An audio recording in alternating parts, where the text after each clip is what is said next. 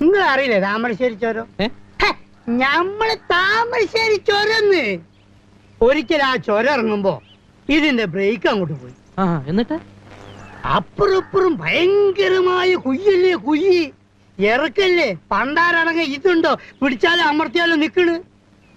കട്ടിക്ക് മണി വ്യത്യാസത്തിന് സ്റ്റിയറിംഗ് ഒന്ന് അങ്ങോട്ടോ ഒന്ന് ഇങ്ങോട്ടോ മാറിയാ മതി, ഞമ്മള് ഇഞ്ചിന് തവിട് കൂടി വിട്ടില്ല.